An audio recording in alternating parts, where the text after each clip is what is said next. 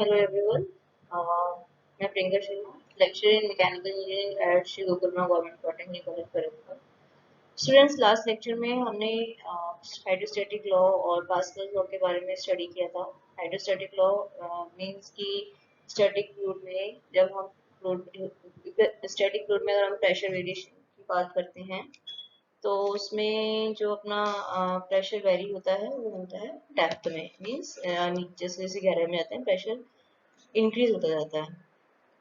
ऐसे ही pascal law के बारे में हमने स्टडी किया था। तो पास्कल लॉ होता है स्टैटिक फ्लूइड में जब हम किसी पॉइंट पे प्रेशर लगाते हैं तो प्रेशर जो है सेम डायरेक्शन में इक्वल होता है। आज हम बात करेंगे एब्सोल्यूट प्रेशर और गेज प्रेशर के बारे में। जैसे कि हमने पढ़ा था कि फ्लूइड होता है वो सरफेस पर नॉर्मल डायरेक्शन में प्रेशर क्रिएट करता है, प्रेशर लगाता है। इसी तरीके से जो हमारी एटमॉस्फेरिक एयर है वो जिस भी सरफेस से कांटेक्ट में आती है उस सरफेस पर नॉर्मल फोर्स लगाती है, नॉर्मल प्रेशर लगाती है, जिसको हम बोलते हैं atmospheric pressure. Atmospheric pressure altitude के साथ में, मींस हाइट के साथ में चेंज होता है और हम इसको बैरोमीटर से मेजर कर सकते हैं।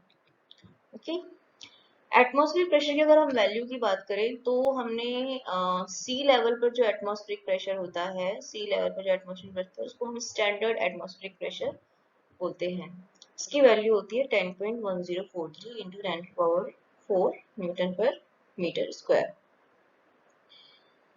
इसको हम बोलते हैं स्टैंडर्ड एटमॉस्फेरिक प्रेशर, जिसको हम सी लेवल से मेजर करते हैं। अगर हम अलग अलग लोकेशन की बात करें तो उसकी वैल्यू एटमॉस्फेरिक प्रेशर से स्टैंडर्ड एटमॉस्फेरिक प्रेशर से कुछ डिफर हो सकती है, ज्यादा नहीं, बहुत ज्यादा डिफरेंस नहीं आएगा, वैल्यू में बहुत कम डिफरेंस आएगा। लेकिन जैसे जैसे माना कि 10.1043 है तो 9.99 हो गया किसी जगह, किसी जगह 10.05 हो गया।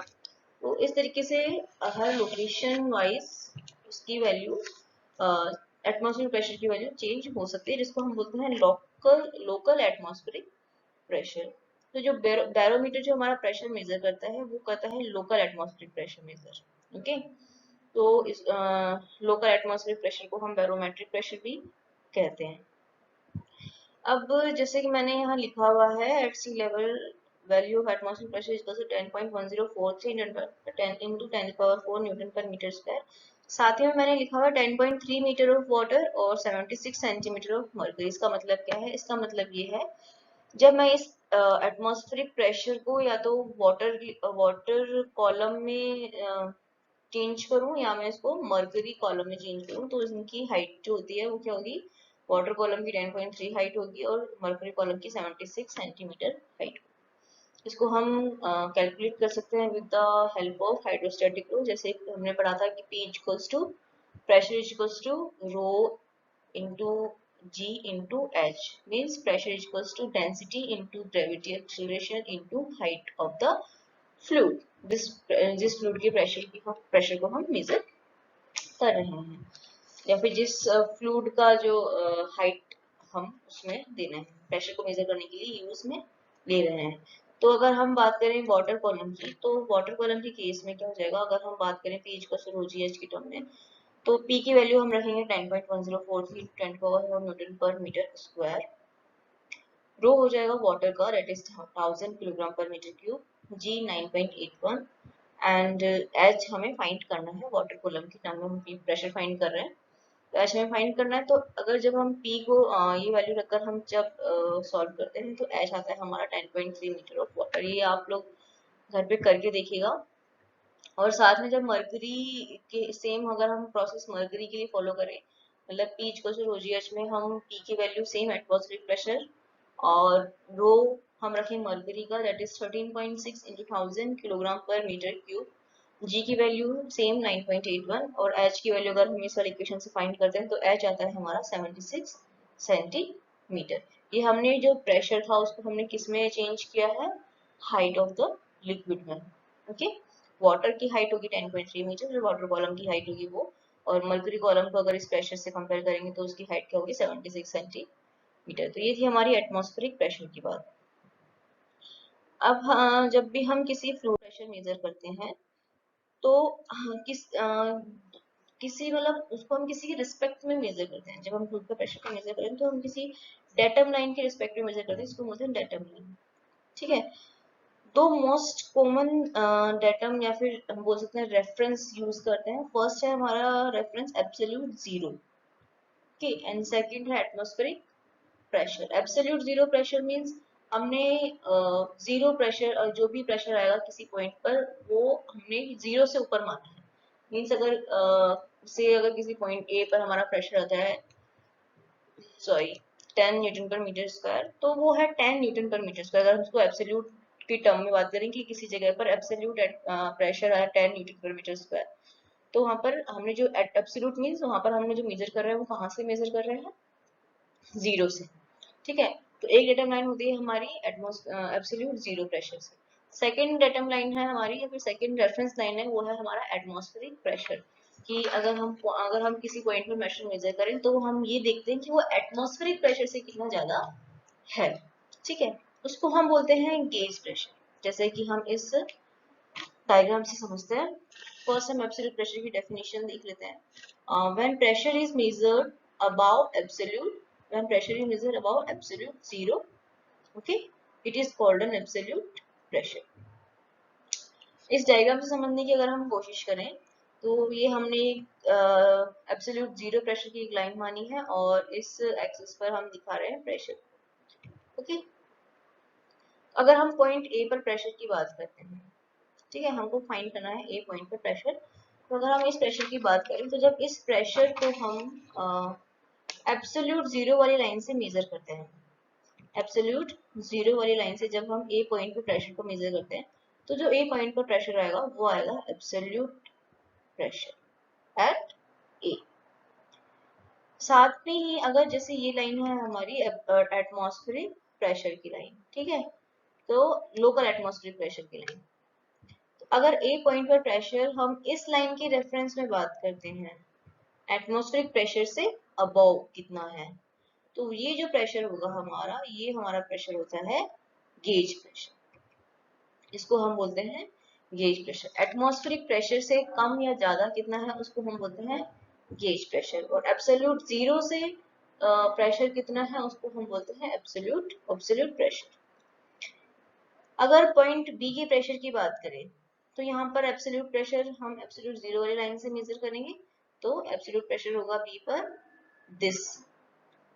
और बी पर अगर हम गेज प्रेशर की बात करें तो गेज प्रेशर यहाँ पे बी पे प्रेशर क्या है? एटमॉस्फेरिक प्रेशर से कम है, तो बी पर गेज प्रेशर क्या होगा? नेगेटिव डायरेक्शन में आएगा। ठीक है। तो जो नेगेटिव गेज प्रेशर होता है उसको हम बोलते हैं vacuum pressure. Negative gauge pressure को हम बोलते हैं वैक्यूम प्रेशर। ओके। तो अभी हमने देखा एब्सोल्यूट प्रेशर और गेज प्रेशर के बारे में। अब इनकी डेफिनेशन की अगर हम बात करें तो गेज प्रेशर होता है जब हम when pressure measures either above और बिलो एटमॉस्फेरिक प्रेशर, जैसे हम डायग्राम में देख चुके हैं, as a datum. Okay. Atmospheric pressure को रेफरेंस मान के किसी जगह पर अगर प्रेशर, किसी भी फ्लूइड का प्रेशर हम मेजर कर रहे हैं तो एटमॉस्फेरिक प्रेशर को रेफरेंस मान के वहां पे कम या ज्यादा जो प्रेशर होता है वो क्या होता है? Gauge pressure. Negative gauge pressure जो होता है वो क्या होता है? Vacuum pressure. ओके। और जो अपनी ऑल प्रेशर मेजरिंग डिवाइसेस जो होती हैं, लाइक पाइजोमीटर हुआ, मैनोमीटर हुआ, और ये मैकेनिकल गेजेस हुए प्रेशर मेजर करने वाले, ये सब जो है गेज प्रेशर ही मेजर करती है। मींस एटमॉस्फेरिक प्रेशर से एक्सेस में प्रेशर ही मेजर करती हैं। तो अगर हम अब जो हमने पढ़ा absolute pressure, atmospheric pressure, gauge pressure, इनको अगर हम मैथमेटिकल टर्म्स में, मैथमेटिकल रिलेशन में लिखना चाहे तो वो हम कैसे लिखेंगे? हमने डायग्राम में देखा था, जैसे ये हमारी है एब्सोल्यूट जीरो की डेटा लाइन, ये है हमारी एटमॉस्फेरिक प्रेशर की लाइन। ठीक है। ये है हमारा एटमॉस्फेरिक प्रेशर की लाइन और ये वो लाइन है ए। मान लो इस पॉइंट पे हमको प्रेशर फाइंड करना है, तो जीरो से एटमॉस्फेरिक, तो एटमॉस्फेरिक प्रेशर हो गया, इसका एब्सोल्यूट प्रेशर हुआ जीरो से उस पॉइंट का प्रेशर, और जो एटमॉस्फेरिक से ज्यादा प्रेशर है वो क्या हो गया? Gauge pressure. तो अगर मैं एब्सोल्यूट प्रेशर को गेज प्रेशर और एटमॉस्फेरिक प्रेशर के टर्म्स में लिखना चाहूँ तो absolute pressure is equals to this plus this. Okay, तो क्या हो गया, absolute pressure is equals to absolute pressure is equals to atmospheric pressure plus gauge pressure. Okay, तो इसको हम मैथमेटिकल टर्म्स में कैसे लिखेंगे, absolute pressure is equals to atmospheric pressure plus gauge pressure. Same अगर मैं इस पॉइंट की बात करूं, इस वाले पॉइंट पे मुझे क्या करना है, प्रेशर फाइंड करना है, तो ये होगा इस पॉइंट पर एब्सोल्यूट प्रेशर। ओके, और ये जो थोड़ा सा गैप है ये क्या है, यहाँ पर नेगेटिव डायरेक्शन में, इसलिए ये क्या हो गया, वैक्यूम प्रेशर। तो इसका एटमॉस्फेरिक इस प्रेशर पर, यहाँ पर जो है हम वैक्यूम प्रेशर की बात कर रहे हैं, तो ये जो गैप है ये क्या होगा, ठीक है। तो हम देखेंगे कि इस पॉइंट पे ये डिफरेंस फाइंड कर रहे हैं वैक्यूम प्रेशर, तो हमारा क्या है, ये तो है हमारा पूरा एटमॉस्फेरिक प्रेशर यहाँ तक है, यहाँ तक का, और ये है इस पॉइंट पर एब्सोल्यूट प्रेशर, ठीक है। तो वैक्यूम प्रेशर क्या हो जाएगा, दिस गैप की अगर हम बात करें किसी पॉइंट के लिए, इस वाले गैप की, तो ये हो जाएगा absolute pressure, atmospheric pressure minus absolute pressure. Okay, एक बार फिर से समझाती हूँ, जैसे ये है हमारा एटमॉस्फेरिक प्रेशर की लाइन, ये है हमारे एब्सोल्यूट जीरो की लाइन, और हमको यहाँ पे इस पॉइंट पे क्या फाइंड करना है, ये एटमॉस्फेरिक प्रेशर की लाइन है और ये है हमारी जीरो वाली लाइन, ये पॉइंट बी है जिसमें प्रेशर की वैल्यू हम लिख रहे हैं वैक्यूम प्रेशर की। एटमॉस्फेरिक प्रेशर से कम है मतलब वैक्यूम प्रेशर होगा, तो ये है इसका एटमॉस्फेरिक प्रेशर से कम वैक्यूम प्रेशर या नेगेटिव गेज प्रेशर। ये हो जाएगा इसका एब्सोल्यूट प्रेशर, और दिस गैप क्या है, ये वाला प्रेशर कितना है, ये है एटमॉस्फेरिक प्रेशर। तो अगर इसकी हम इक्वेशन लिखना चाहें तो क्या हो जाएगा, vacuum pressure is equals to atmospheric pressure minus absolute pressure, ठीक है। तो मैथमेटिकल टर्म में वैक्यूम प्रेशर के लिए क्या इक्वेशन हो जाएगी, वो हो जाएगी atmospheric pressure minus absolute pressure. तो अभी हमने एब्सोल्यूट गेज और एटमॉस्फेरिक प्रेशर में रिलेशन फाइंड किया है, अब हम इसके ऊपर न्यूमेरिकल सॉल्व करेंगे। तो हमारे पास एक क्वेश्चन है, what are the gauge pressure and absolute pressure at a point 3 metre below the free surface of a liquid having a density of 1.53 into 10 to the power 3 kilogram per meter cube if the atmospheric pressure is equivalent to 750 mm of mercury. The specific gravity of mercury is 13.6 and density of water is equals to 1000 kilogram per meter cube. Question में वो हमसे gauge pressure पूछ रहा है और absolute pressure पूछ रहा है, किस पॉइंट पर, उस पॉइंट पर जो कि लिक्विड की फ्री सरफेस से 3 मीटर नीचे है, ठीक है, और उस लिक्विड की डेंसिटी है 1.53 into 10 power 3 kilogram per metre cube. हमको एटमॉस्फेरिक प्रेशर गिवन है क्वेश्चन में, that is equivalent to 750 millimetre of mercury. तो हमको पॉइंट की, उस पॉइंट पे जिस पॉइंट पे प्रेशर फाइंड करना है उस पॉइंट की हमको डेप्थ पता है, मीन्स हमको एच पता है, ओके। तो H1 है हमारा 3 मीटर। लिक्विड की डेंसिटी हमको पता है कि जिस लिक्विड में हमको प्रेशर फाइंड करना है एट 3 मीटर बिलो, उस की डेंसिटी है 1.53 10 power 3 kilogram per metre cube. Atmospheric pressure हमको दिया हुआ है 750 mm ऑफ Hg, ओके। तो अगर इसको हम प्रेशर में चेंज करें या फिर mm को, या फिर हम यहाँ से हाइट में ही बात कर लेंगे और mm को हम मीटर में चेंज करें तो वो हो जाएगा 0.75 metre of Hg। Atmospheric pressure को हम किस में चेंज कर लेंगे, क्योंकि यहाँ पर हम प्रेशर फाइंड करेंगे P इक्वल्स टू, और उसको हमें ऐड अप करना होगा एटमॉस्फेरिक प्रेशर से, तो एटमॉस्फेरिक प्रेशर को हम पहले किस में चेंज कर लेते हैं, न्यूटन पर मीटर स्क्वायर की टर्म में, ठीक है। यहाँ पर हमको ये मीटर की टर्म में, हाइट की टर्म में दिया हुआ है, तो इसको हम न्यूटन पर मीटर स्क्वायर की टर्म में चेंज कर लेंगे। तो एटमॉस्फेरिक प्रेशर क्या होगा, प्रेशर क्या होता है, P equals to rho into G into H, okay. हमको एटमॉस्फेरिक प्रेशर किसकी टर्म में दिया हुआ है, मर्करी की टर्म में, इसलिए हम यहाँ पे रो की वैल्यू क्या रखेंगे, मर्करी की डेंसिटी, जी हो गया 9.81 और एच हमको क्या दिया हुआ है एच दिया हुआ है 750 mm ऑफ एच जी या फिर 0.75 मीटर ऑफ एच जी। ठीक है, जब हम रो जी और एच की वैल्यू रखेंगे तो हमारे पास क्या आएगा, हमारे पास आएगा इसका प्रेशर। हमको दिया हुआ है 13.6 है स्पेसिफिक ग्रेविटी मरकरी की। तो हमने first chapter properties of fluid में स्पेसिफिक ग्रेविटी का एक फॉर्मूला पढ़ा था, that is density of mercury और density of water. Means specific gravity किसी भी लिक्विड की अगर हम बात करें तो उस लिक्विड की डेंसिटी और स्टैंडर्ड लिक्विड की डेंसिटी, जो स्टैंडर्ड लिक्विड हम लेते हैं वो होता है वाटर। ठीक है, तो डेंसिटी ऑफ मर्करी क्या हो जाएगा यहाँ पर, specific gravity of mercury multiply by density of water. Gravity की हमको स्पेसिफिक ग्रेविटी दे रखी है हमको मर्करी की 13.6 और वाटर की डेंसिटी हो गया 1000। तो यहाँ से हमारे पास मर्करी की डेंसिटी निकल आएगी, जिसको हम इस इक्वेशन में पी जो रो जी एच में या फिर प्रेशर रो mercury into G into H mercury में पुट करने पर हमने यहाँ पे रो की वैल्यू पुट कर दिया 13.6 जी की वैल्यू 9.81 और एच है हमारे पास 750 mm ऑफ एच जी और 0.75 मीटर ऑफ एच जी। तो यहाँ से हमारे पास एटमॉस्फेरिक प्रेशर आया है न्यूटन पर मीटर स्क्वायर की टर्म में। हमको क्वेश्चन में था गिवन था हाइट की टर्म्स में। ठीक है, हमने उसको चेंज कर लिया है न्यूटन पर मीटर स्क्वायर की टर्म में। तो अगर मैं 3 मीटर बिलो वाले पॉइंट के प्रेशर की बात करें तो वो भी हम कैसे कैलकुलेट करेंगे, P equals to rho G H से।